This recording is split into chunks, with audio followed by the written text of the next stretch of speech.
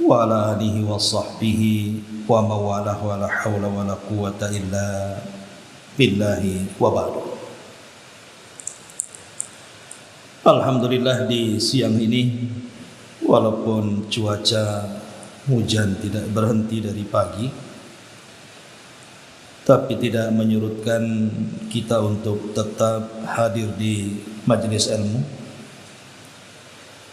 Salawat dan juga salam kita hadiahkan kepada Rasul kita Nabi besar Muhammad sallallahu alaihi wasallam. Pembahasan di siang hari ini kita akan membahas tentang obat putus asa. Ma'asyiral muslimat yang dimuliakan Allah Subhanahu wa taala. Kita tahu bahwa ada sebagian manusia yang mereka mudah untuk berputus asa, entah karena keinginannya tidak tercapai akhirnya putus asa,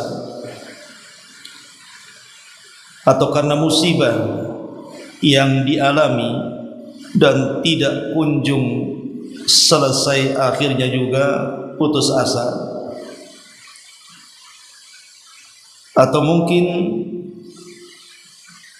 ekonomi yang melilit sehingga susah untuk mencari pekerjaan, menafkahi keluarga, memberi pendidikan kepada anak-anak, akhirnya kemudian putus asa. Jadi putus asa ini macam-macam bentuknya. Masalahnya, kalau keputusasaan itu hanya sekedar timbul dari kekecewaan saja, mungkin tidak fatal. Tapi lebih daripada itu, terkadang putus asa ini bisa membahayakan. Ada yang sampai menyakiti dirinya, bahkan ada yang sampai ke taraf bunuh diri, naudzubillah, atau menyakiti orang. Nah, inilah pembahasan kita tentang bahaya putus asa dan bagaimana caranya supaya kita tidak mudah untuk berputus asa. Ma'asyiral muslimat yang dimuliakan Allah Subhanahu wa taala. Pertama, hendaklah seseorang itu berbaik sangka dengan Allah Subhanahu wa taala. Kalau kita tidak ingin putus asa, maka berbaik sangkalah dengan Allah Subhanahu wa taala. Karena terkadang Allah Subhanahu wa taala memberikan ujian kepada hambanya,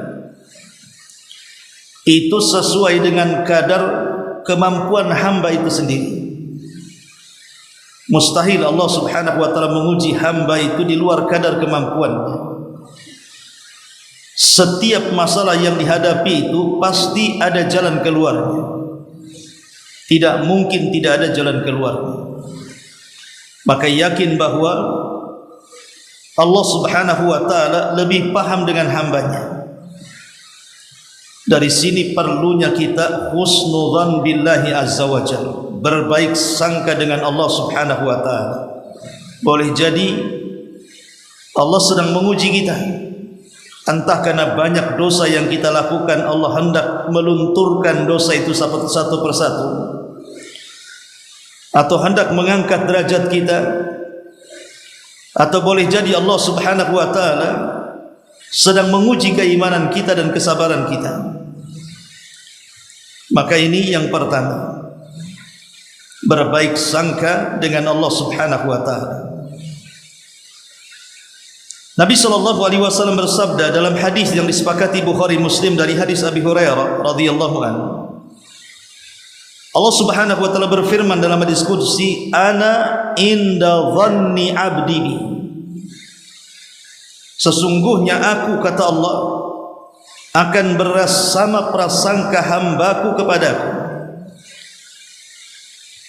Kalau seandainya prasangka hambaku kepadaku baik, maka aku akan baik kepadanya. Tapi kalau prasangka hambaku buruk kepadaku, maka aku pun tidak akan berbuat baik kepadanya. Jadi kalau seandainya seseorang menganggap bahwa musibah yang dialami itu sebuah kesialan, ataupun sampai menyalahkan Allah Subhanahu wa taala, menolak takdirnya, maka justru apa yang dihadapi dari musibah itu tidak akan kunjung dapat jalan keluarnya. Maka berbaik sangkalah dengan Allah Subhanahu wa taala. Yang kedua, as-sabru ma'a tamamir ridha biqada'illahi wa qadari. Bersabar dan kita yakin tentang kesempurnaan redha dan ketentuan Allah serta takdirnya. Kita tahu bahwa Allah Subhanahu wa taala mengatakan ma asaba min musibatin fil ardi wala fi anfusikum illa fi kitabin min qabli an nabra'aha. Tidaklah musibah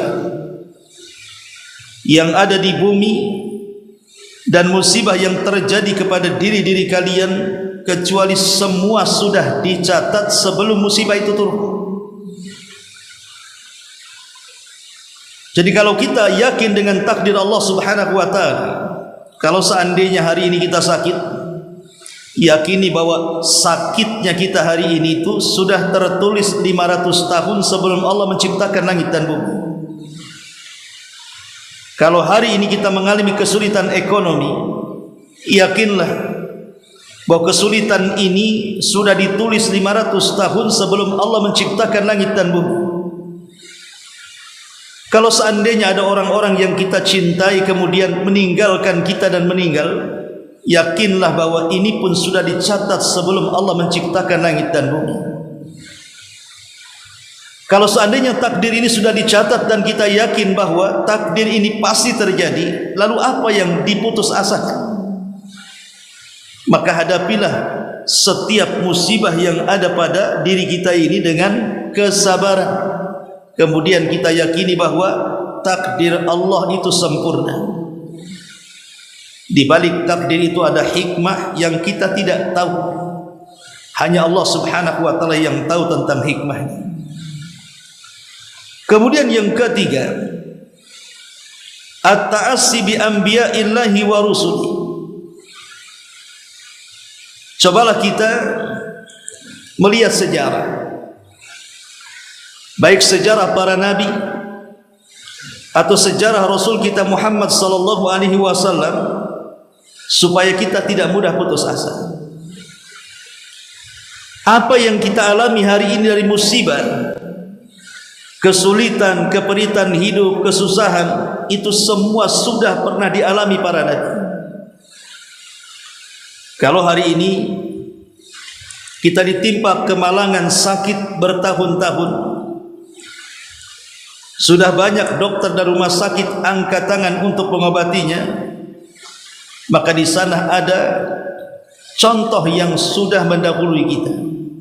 Nabi Ayub alaihi salatu wassalam sakit parah, bahkan saking parahnya seluruh kaumnya meninggalkannya, membulinya, memfitnahnya, tapi dia sabar.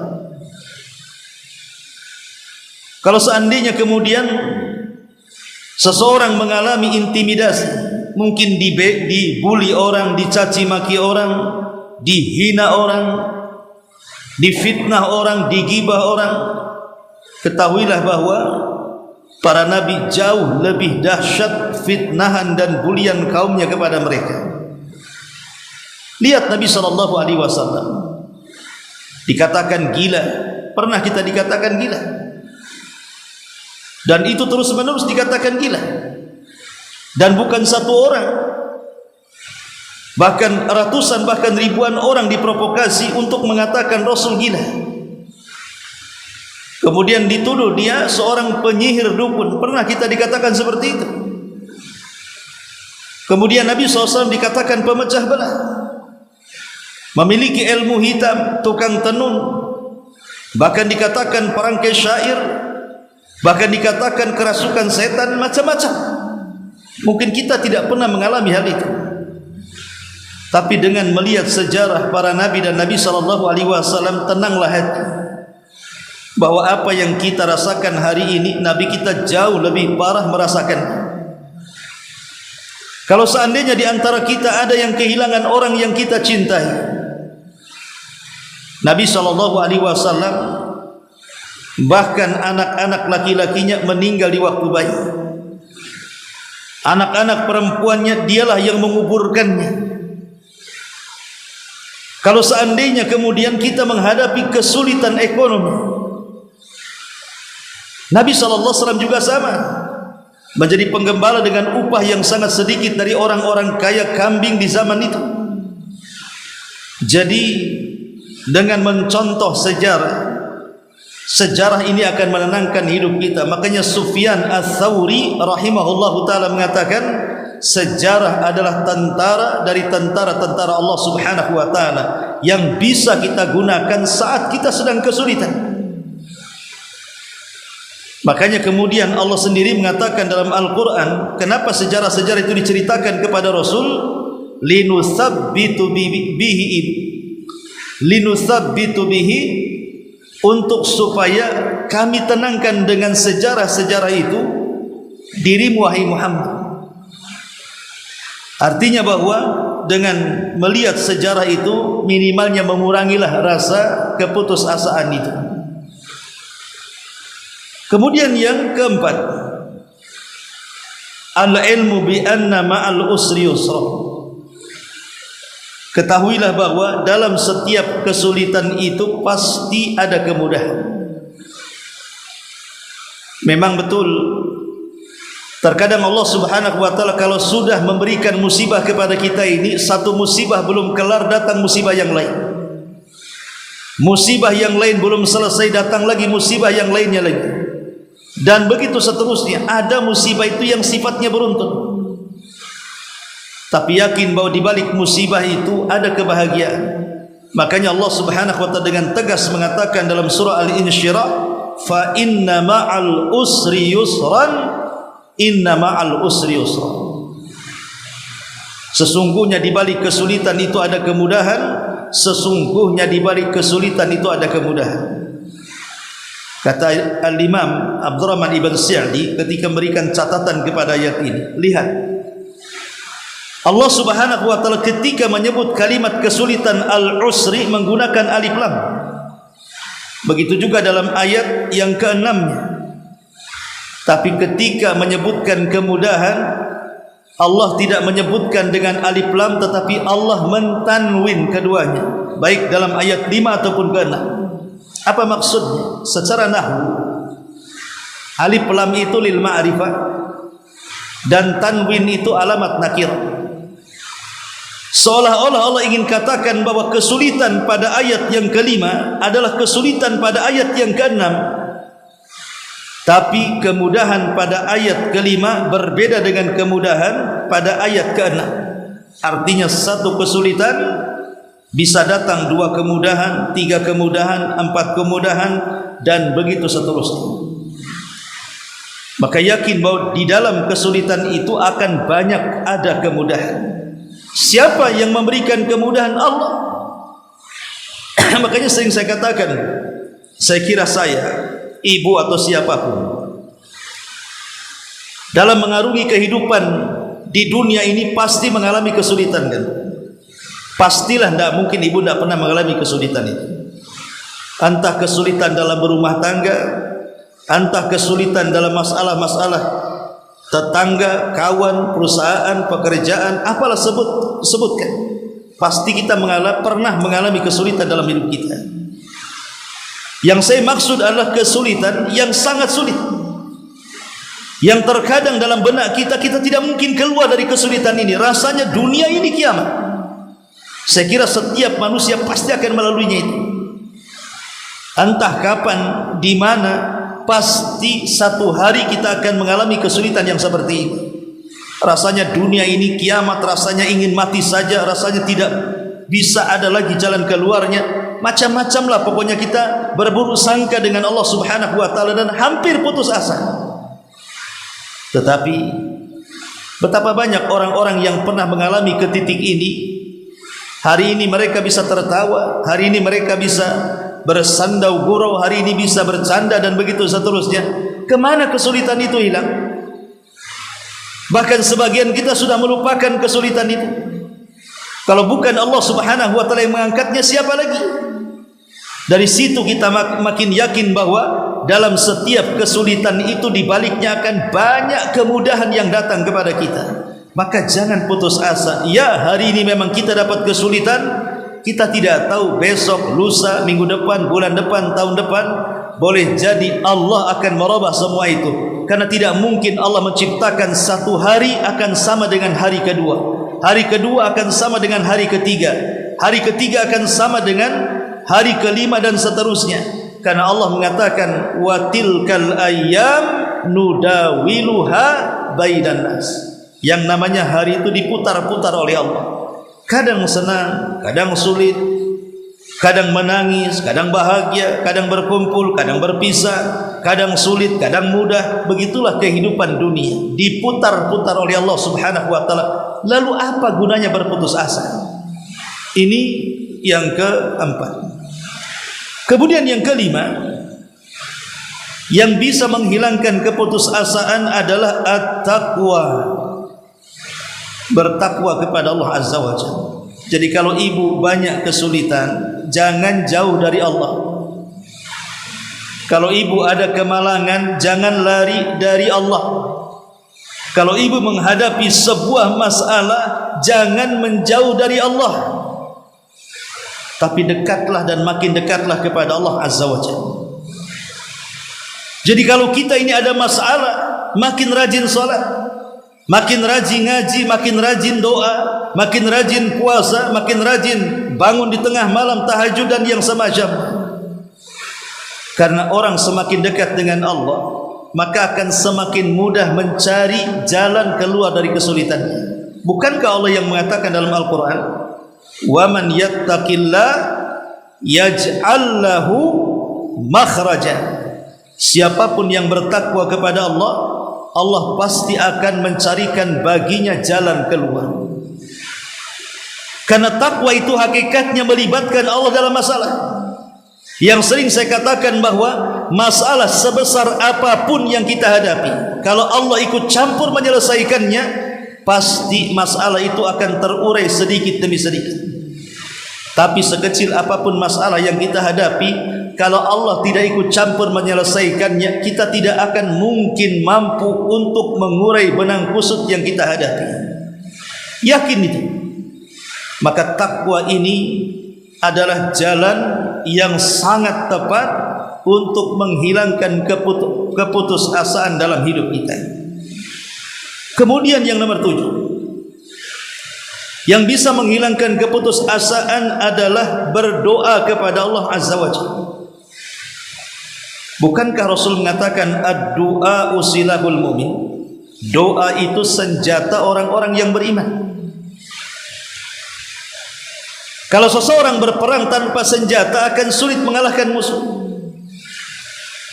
Tetapi yang namanya senjata itu akan menjadi bermanfaat jika pertama penggunanya lihai menggunakannya dan senjatanya tajam untuk digunakan. Maka doa adalah salah satu senjata bagi seorang mukmin menghadapi masalah. Yang sering saya katakan, terkadang banyak di antara manusia itu tidak melihat nilai sebuah doa, tidak menganggap berharga sebuah doa, kecuali mereka para nabi dan orang-orang yang mengikuti para nabi. Banyak orang yang tidak melihat nilai sebuah doa. Lihat contohnya Nabi Ayub alaihi salatu wassalam. Itu diuji oleh Allah Subhanahu wa taala dengan berbagai macam ujian yang tidak masuk logika manusia. Pertama, 12 anak laki-lakinya meninggal dalam satu waktu. Semua anak kebanggaan Nabi Ayub. Yang kedua, seluruh peternakan dan perkebunannya hangus terlalap api sehingga menjadi jatuh miskin seketika. Ketiga, Allah Subhanahu wa taala uji dengan berbagai macam penyakit yang kata Imam Ibnu Katsir penyakit Nabi Ayub itu benjol-benjol dari kepala sampai kaki, isi benjolnya nanah dan darah dan sangat gatal sekali. Dan itu Ayub merasakannya selama 18 tahun lamanya, menggaruk dan menggaruk. Sehingga orang menganggapnya Ayub terkena kutukan sehingga tidak ada orang yang mau mendekat takut ketularan. Coba 3 musibah ini Bu, kalau mengenai kita, kira-kira masih bisa hidup enggak kita? Ekonomi hancur, anak-anak meninggal semua, badan pula penuh dengan penyakit. Saya kira kalau ini terjadi di orang sekarang, dipastikan bunuh diri. Kalau enggak gantung diri, ya makan racun tuh. Atau mungkin ke Barelang cari jembatan nomor 1. Walaupun sudah ditulisi jangan bunuh diri, pasti dia nyemplungkan diri. Itu terjadi itu. Jangan tiga-tiganya lah, baru satu saja gara-gara faktor ekonomi kan Bu. Banyak orang yang bunuh diri. Gara-gara orang tidak sanggup membayar kreditan kulkas, gantung diri. Gara-gara orang terlilit dengan judi-judi, dengan utang-utang online. Karena saya lihat orang-orang yang terjun bunuh diri di Barelang itu Bu, itu kasusnya hampir mirip. Rata-rata terlilit hutang online, ataupun karena judel online. Itu banyak orang yang bunuh diri itu. Walaupun ada yang bunuh diri tidak jadi mati, rupanya bisa berenang dia. Tapi dari sini menunjukkan bahwa kenapa kemudian kasus-kasus bunuh diri itu karena faktor ekonomi, karena faktor penyakit yang tidak bisa diobati, akhirnya putus asa. Karena orang ini jauh dari Allah Subhanahu wa taala. Lah Nabi Ayub alaihi salatu wasallam percaya dan yakin bahwa ketika Allah memberikan musibah kepadanya itu tanda Allah sayang dengan dia.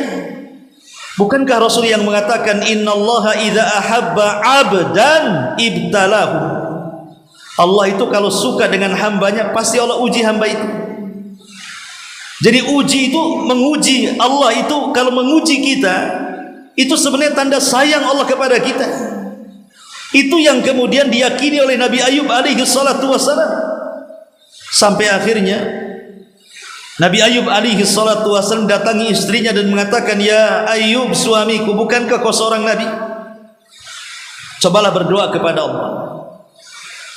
Bukankah doa setiap nabi makbul dikabulkan?" Tapi Ayub mengatakan kepada istrinya, "Tidak. Kalau aku berdoa sekarang tidak adil. Bukankah Allah sudah memberikan nikmat kepadaku 70 tahun, aku baru diuji 18 tahun. Tidak adil kalau aku seandainya berdoa untuk minta kesembuhan. Nanti kalau seandainya ujian dan nikmat itu sudah sepadan, barulah aku akan berdoa." Tapi satu hari ada 2 orang yang membicarakan Nabi Ayub dan tidak layak dan tidak pantas disebutkan di hadapan seorang nabi. Satu orang mengatakan, "Saya lihat Nabi Ayub ini selama 18 tahun kok penyakitnya satu cuil pun tidak disembuhkan ya. Jangan-jangan Ayub itu dikutuk." Kawan yang mengatakan, "Janganlah kau mengatakan sembarangan seperti itu. Ayub ini orang baik." Orang ini mengatakan, "Gimana saya tidak katakan dia dikutuk? Jangan-jangan dia pernah melakukan sebuah maksiat yang kita tidak tahu, akhirnya Allah murka dan Allah berikan ujian kepadanya." Kawannya mengatakan, Jangan kau katakan seperti itu. Nanti dia dengar." Subhanallah, Allah takdirkan kabar itu sampai ke telinga Nabi Ayub.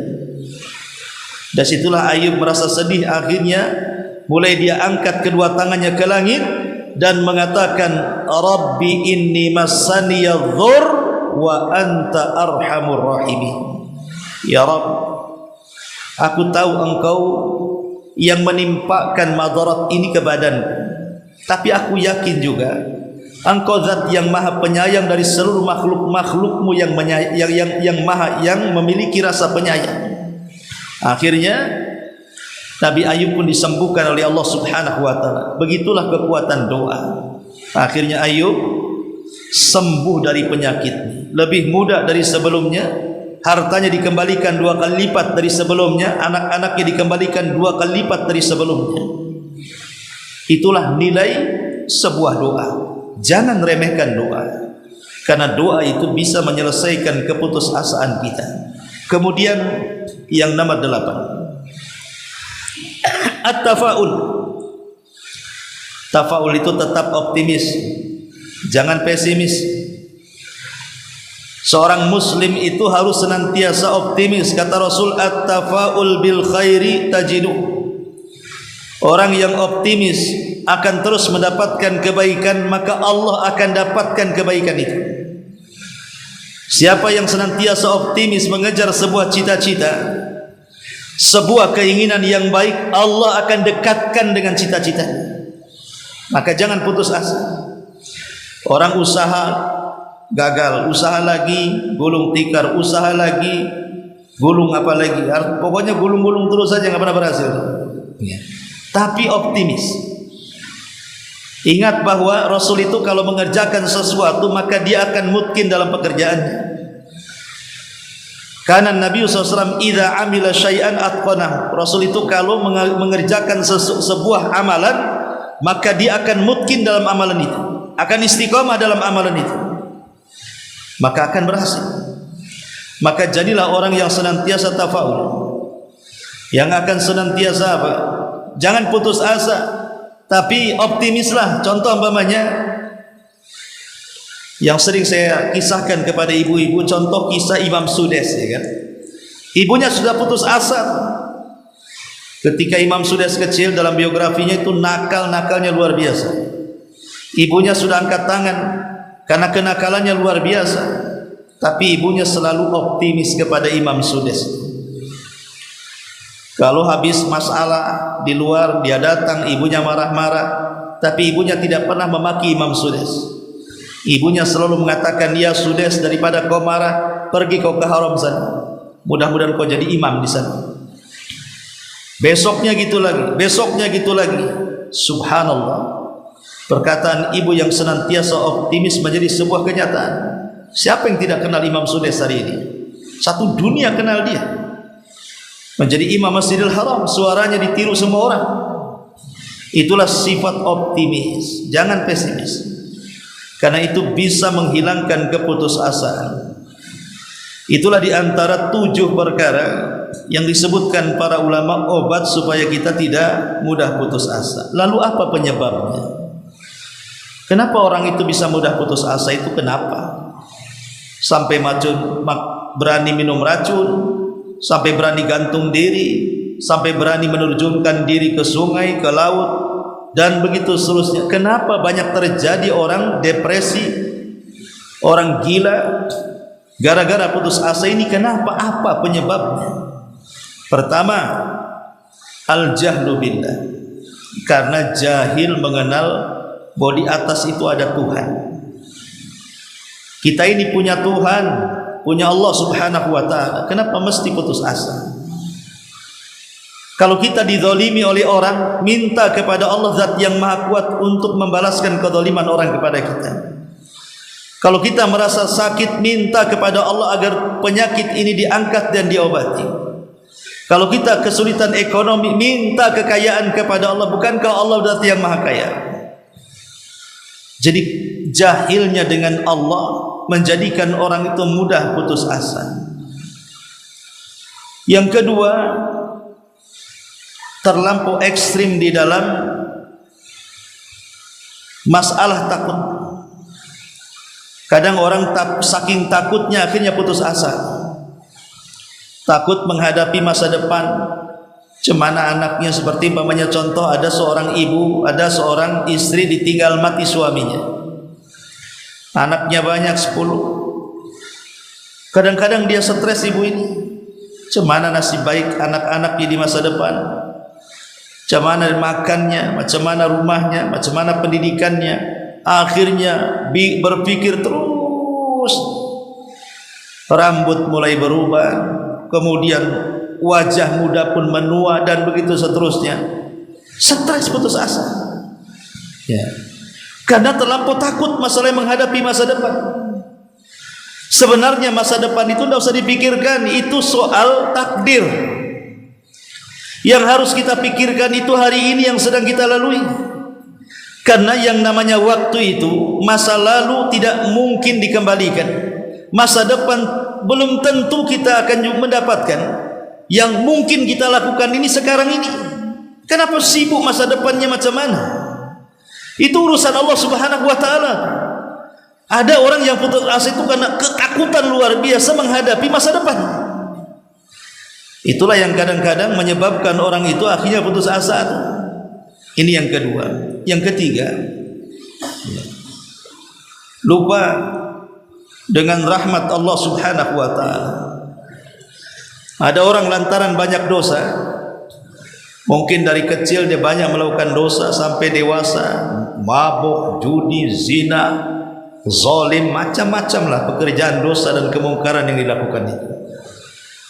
Satu hari hidayah masuk ke hatinya, kemudian dia ingin bertobat, tapi setan memberikan was-was dalam hatinya, mana mungkin orang seperti saya layak diterima tobatnya. Akhirnya putus asa. Dia jahil bahwa rahmat Allah itu luas. Lah orang yang lupa dengan rahmat Allah kadang-kadang mudah putus asa. Akhirnya betapa banyak orang tak mau taubat gara-gara merasa dosanya besar. Jangan putus asa. Karena kadang-kadang ada orang yang contoh mamanya pernah membunuh, kepikiran terus, akhirnya merasa bersalah, putus asa, bukannya tobat memperbaiki diri, malah bunuh diri katanya mau menebus nyawa orang. Lah gimana? Dia membunuh, malah dianya yang bunuh diri pembunuhnya, karena merasa bersalah katanya. Hantunya masuk dalam mimpi setiap hari katanya. Itu ada kisah-kisah. Ada seorang kisah sama saya itu, ada seorang polisi, Ustaz katanya. Kenapa dengan polisi itu? Nggak tahu, dia sampai gila katanya. Karena ketika tugas dia itu, dia pernah membunuh orang. Padahal sebenarnya ya mungkin dia sedang menjaga dirinya, tapi karena terlepas mungkin pistolnya, bunuh orang. Jadi dia kepikiran, akhirnya stres sampai mau gila. Katanya kalau dalam mimpi datang tuh yang dibunuhnya itu karena dia terlampau jauh dari Allah dan tidak yakin dengan rahmat Allah. Kalau memang dia punya salah pernah membunuh, tinggal bertobat dengan taubatan nasuha. Di zaman Ibnu Umar, datang laki-laki mengatakan, wahai Ibnu Umar, aku sudah membunuh orang, apakah bagiku ada tobat?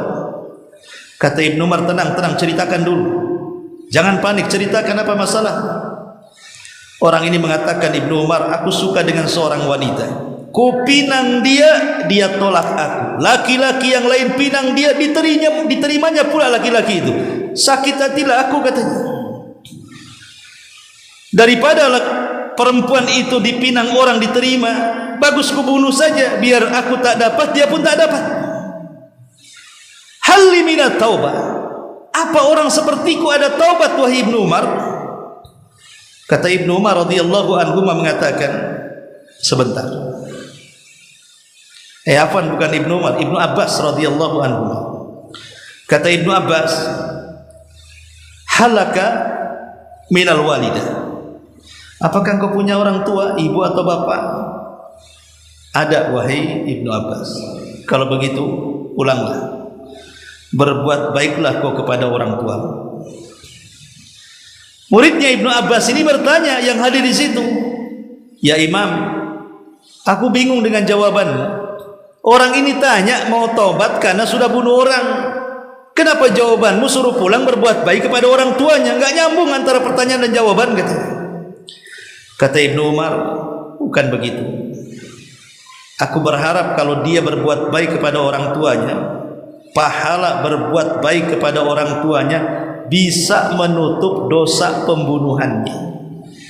Karena Allah mengatakan innal hasanat yudhibnas sayyi'at, sesungguhnya kebaikan itu bisa menghilangkan keburukan. Ma'asyiral muslimin wal muslimat rahimani wa rahimakumullah. Maka ini juga di antara sebab kenapa terjadi putus asa, karena lupa dengan rahmat Allah Subhanahu wa taala. Yang ketiga, dia menyangka an yadhunna bi rabbih ghairal haq. Dia menyangka dengan Rabbnya, dengan Allah Subhanahu wa taala dengan prasangka yang tidak baik, yang tidak benar. Dengan mengatakan Allah tidak adil. Kayaknya Allah tidak adil sama saya. Kenapa? Lihat anak saya sakit-sakitan, anak orang sehat-sehat. Lihat ekonomi saya gulung-gulung, orang lain bentang-bentang. Lihat suami saya kok seperti ini, suami orang kok seperti itu. Lihat saya seperti ini, kok orang seperti itu. Dibanding-bandingkan, akhirnya putus asa. Itu karena dia berprasangka buruk dengan Allah Subhanahu wa taala. Ini sebab juga terjadi putus asa. Kemudian yang kelima, su'u tarbiyah, buruknya pendidikan. Boleh jadi karena sejak kecil tidak pernah ditanamkan agama oleh orang tuanya, tidak pernah ditanamkan keikhlasan, tawakal, redha, harapan dan yang semacamnya. Intinya tidak belajar agama. Karena rata-rata orang yang putus asa itu orang yang jahil agama. Kalau orang yang ngaji gitu ya, yang tahu agama, jarang orang yang putus asa karena dia tahu ini tidak boleh. Karena putus asa itu dosa besar, bahkan lebih besar daripada dosanya. Putus asa itu lebih besar daripada dosa yang lainnya. Umpamanya nih, dia itu melakukan dosa seumur hidupnya, kemudian ingin tobat. Sebelum bertobat datang was-was, putus asa, akhirnya tak jadi tobat. Kata ulama, putus asa itu justru lebih bahaya dibandingkan dosa yang dilakukan seumur hidupnya. Sebab kalau dia bertobat, walaupun dosa yang dilakukan seumur hidupnya bisa diampuni, tapi gara-gara putus asa dia tak mau tobat jadinya. Jadi putus asa itu yang menghalangi tobat itu. Makanya kenapa putus asa itu lebih besar dosanya daripada dosanya sendiri. Itulah di antara 4 dosa yang paling besar dalam Quran itu salah satunya putus asa. Makanya tarbiyah yang salah dalam keluarga itu menyebabkan akhirnya anak ini tumbuh ketika menghadapi masalah tidak bisa melakukannya, akhirnya putus asa dia. Kemudian juga yang keenam, ta'alluq bil asbab, terlampau terkait hati ini dengan sebab. Dia enggak yakin dengan Allah, yakinnya dengan sebab saja. Sakit, dia hanya mengandalkan dokter. Dia keyakinannya pokoknya dokter yang bisa menyembuhkannya. Datang ke dokter ini tak sembuh, datang ke dokter itu datang ke rumah sakit ini tak sembuh, datang ke rumah sakit itu tak sembuh. Akhirnya tak sembuh, putus asa dia. Karena dia mengandalkan sebab. Dokter itu bukan penyembuh, dia sebab saja. Yang menyembuhkan itu Allah. Harusnya dia meminta kesembuhan dulu kepada Allah, baru mencari sebab. Datang ke dokter, beli obat, enggak. Dia lupa yang di atas, terlampau mengandalkan kepada sebab. Akhirnya ketika sebab ini tak sanggup melakukannya, dia pun putus asa. Kemudian qillatus sabri, sedikitnya sabar. Ada masalah, enggak sabar. Masalah lagi, makin tak sabar. Masalah lagi, stres, akhirnya putus asa. Orang yang sedikit sabar itu akan mudah putus asa. Kemudian tergantung hatinya kepada dunia dan lupa akhirat. Orang kalau hatinya cenderung dengan dunia dan lupa akhirat, pasti dia putus asa apabila keinginan tidak tercapai. Kemudian yang terakhir, tamannil maut, suka berangan-angan lebih baik mati daripada hidup. Lebih baik mengakhiri hidup daripada tetap hidup. Orang yang seperti ini mudah putus asa. Ma'asyiral muslimat yang dimuliakan Allah Azza wa Jalla, itu di antara sebab-sebab putus asa. Lalu apa bahayanya putus asa ini? Pertama, putus asa ini sifatnya orang kafir. Orang yang beriman tidak putus asa. Allah katakan dalam surah Al-Hijr 56. Yang kedua, bahwa putus asa ini dia mendustakan Allah dan Rasul-Nya. Mendustakan Allah dan Rasul-Nya. Orang yang berputus asa itu seolah-olah tidak ada Allah, tidak ada Rasul yang membimbing dalam kehidupannya. Yang ketiga, orang yang berputus asa itu menolak takdir Allah, artinya tidak punya adab dengan Allah. Orang yang putus asa itu tidak punya adab dengan Allah, su'ul adab kepada Allah karena menolak takdirnya. Dan orang putus asa biasanya lebih jatuh kepada kesesatan dan kehancuran. Dan biasanya orang yang putus asa mudah futur, malas untuk melakukan ketaatan dan untuk melakukan ibadah, zikir dan baca Quran, pasti akan malas. Orang putus asa itu malas semuanya, tidak mau beribadah. Kemudian orang yang berputus asa itu akan terus-menerus tenggelam dalam dosa. Orang yang putus asa itu akan terus-menerus tenggelam dalam dosa. Kemudian orang yang putus asa ini menyebabkan diharamkan rahmat Allah kepadanya. Dan orang yang putus asa itu bisa mengeraskan hati, bahkan merusaknya. Orang yang putus asa itu tidak akan dapat ketenangan dalam hidupnya. Orang putus asa itu menyebabkan kehidupannya keruh, kehidupannya susah, rungsap, kehidupannya banyak masalah, dan tidak mau mencari jalan keluar dalam hidupnya. Jadi banyak sekali kerusakan-kerusakan orang yang putus asa itu. Baik, untuk mengakhiri, kita akan mengkisahkan beberapa kisah agar jangan sampai kita ini mudah putus asa. Kisah pertama, ketika Nabi SAW menghadapi banyak kesulitan, melihat para sahabatnya. Contoh kisah Khabbab ibn Arad. Khabbab ibn Arad itu dulunya adalah budak yang dibeli oleh seorang wanita kaya kota Mekah karena melihat kepandaian dalam membuat senjata, artinya pandai besi. Usianya 10 tahun, dijual di pasar Uqad, kemudian dibeli oleh seorang wanita kaya, kemudian dipekerjakan di pandai besi. Setelah kemudian dia hidup cukup lama di kota Mekah, ketika sinar nubuah Nabi SAW bersinar di kota Mekah, maka dia mendengar ada seorang Nabi dan Rasul yang diutus di Mekah. Dia mulai tertarik dengan Islam, akhirnya masuk Islam. Masalahnya, setelah Khabbab ibn Arad masuk Islam, tiap hari disiksa oleh majikannya, sama dengan Bilal. Setiap hari majikannya mengambil besi, kemudian besi itu dipanaskan sampai merah, kemudian disundutkan di punggung Khabbab itu supaya dia murtad, tapi dia tetap sabar. Sampai di zaman Umar, Khabbab pernah menyingkap bajunya sehingga tidak ada satupun di kulit Khabbab melainkan ada luka bakar dari ujung ke ujung berbentuk lubang-lubang. Saking dahsyatnya siksaan majikannya kepada Khabbab supaya dia murtad dari Islam. Ketika Khabbab sudah hampir putus asa karena tidak sanggup menghadapi ujian seberat itu, dia datang menghadapi Nabi SAW yang ketika itu Rasul sedang bersandar di kiswah Ka'bah.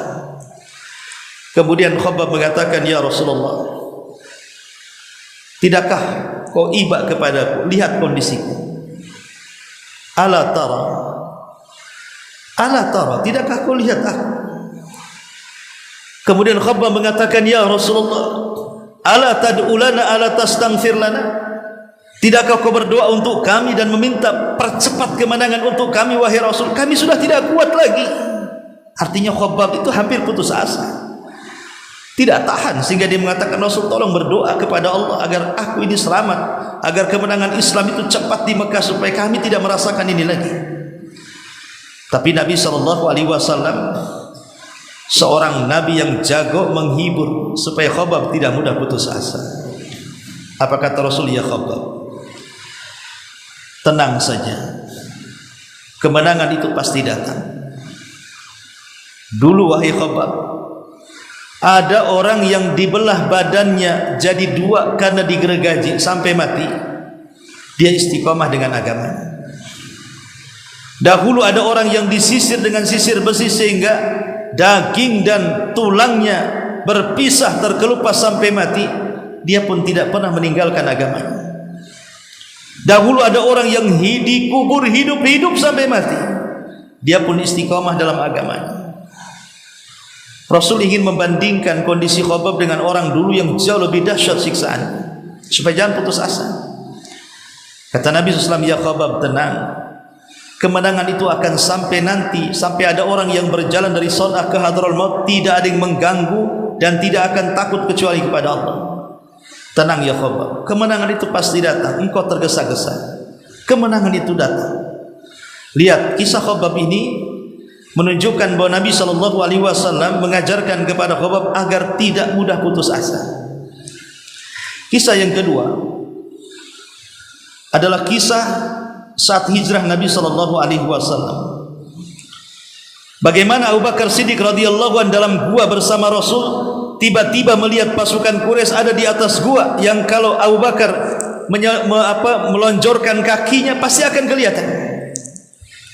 Abu Bakar sudah keringat dingin, dan membisikkan di telinga Rasul, musuh ada di atas gua, sebentar lagi kita akan ketangkap.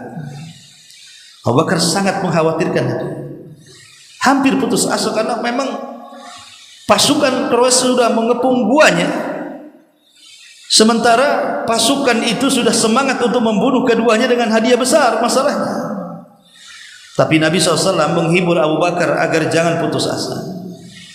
Kata Nabi SAW, ya Abu Bakar, jangan sedih, jangan sedih. Kita ini bersama Allah. Memang kita berdua, tapi yang ketiganya Allah. Akhirnya Abu Bakar mendapatkan ketenangan. Lihat, Rasul meyakinkan Abu Bakar bahwa kalau Allah bersama kita, Allah pasti menolong kita. Itulah caranya mengobati keputusasaan Abu Bakar Siddiq radhiyallahu anhu. Kemudian yang ketiga, Ammar ibn Yasir, keluarga yang pertama mati syahid dibantai Abu Jahal. Sumayyah ibundanya Ammar ditusuk kemaluannya sampai ke jantung, kemudian dia mati oleh tombak Abu Jahal.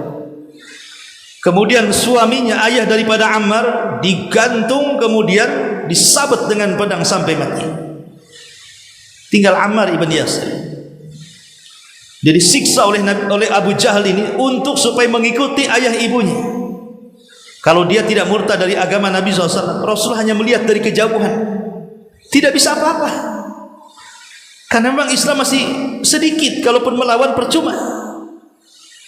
Setelah kemudian Ammar ibn Yasir, karena dia masih muda, masih takut, berbeda dengan ibu bapaknya berani, dia adalah sedikit ketakutan wajar anak-anak.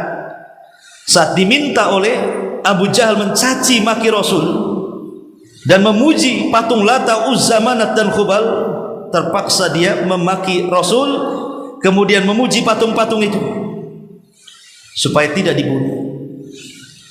Kemudian setelah itu dibiarkan oleh Abu Jahal lewat Rasul dan mengatakan, sabran ala Yasir fa inna mau'idakumul jannah. Sabarlah wahai keluarga Yasir, Allah janjikan bagimu surga. Artinya jangan putus asa, Allah sudah janjikan bagi kamu dan keluargamu masuk surga. Rasul menghibur dengan cara mengatakan seperti itu, walaupun ucapan Khabbab ini salah, mencaci maki Rasul dan memuji patung-patungnya, turun ayat, illa man ukriha wa qalbuhu mutmainnun bil iman, kecuali orang-orang yang dipaksa untuk mengatakan karena nyawa terancam maka tidak dianggap kufur kalau hatinya tetap aman dan tenang dengan keimanan. Turun ayat ini bahwa apa yang dilakukan oleh Yasir ini tidak salah, walaupun dia memuji Lata dan menghina Rasul itu karena kondisi terpaksa, tapi hatinya masih tetap beriman kepada Allah Subhanahu wa ta'ala. Dan banyak lagi kisah-kisah bagaimana Nabi SAW menanamkan agar kita senantiasa optimis dan tidak mudah putus asa. Baik, sampai di sini mudah-mudahan ada manfaatnya. Subhanaka wa bihamdika asyhadu an la ilaha illa anta astaghfiruka wa atubu ilaik. Allahu taala alam. Assalamualaikum warahmatullahi wabarakatuh.